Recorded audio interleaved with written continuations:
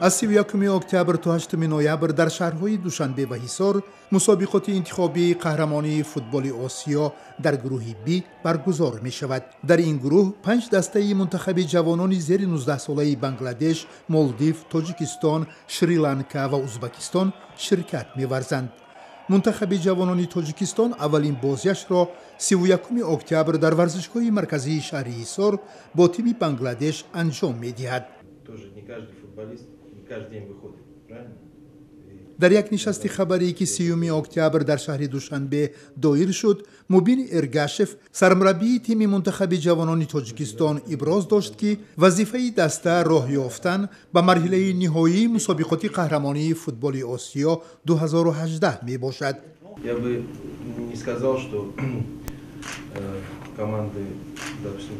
من گفتنی نیستم که بجز ازبکستان دسته های دیگر سستند. با من بازی های بنگلادش، شریلانکا و مالدیو پسند است. آنها ماه سپتامبر مسابقه داشتند. من نمیتوانم بگویم که از رقیب اولینمان بنگلادش یک سر و گردن بالاییم. حالا فوتبال در جهان رشد می‌یابد و دسته بنگلادش هم پیش می‌رود. بازی بنگلادش را با هندوستان و شریلانکا تماشا کردیم. معقول شد. ما می‌کوشیم که خوب بازی کنیم، زیرا از بازی اول بسیار چیز بستگی دارد.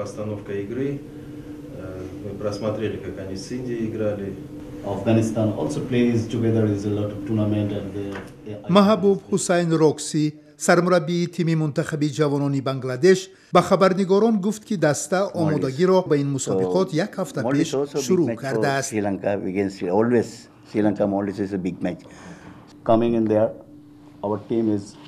ما برای به تاجیکستان رسیدن قریب 2 روز در راه بودیم. بچه ها کمی خسته شدند. اینچنین آب و هوای دوشنبه نسبت به بنگلادش تفاوت دارد، ولی به همه این نگاه نکردن ما به مسابقات آمده ایم. کوشش میکنیم که از بازی به بازی هنری خوبتر نشان بدهیم.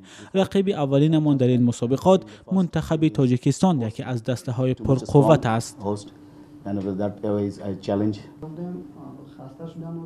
فوتبال بازان جوان تاجیک 4 نوامبر با منتخب شریلانکا، 6 نوامبر با تیم مالدیو و 8 نوامبر با دسته ازبکستان رقابت می کنند.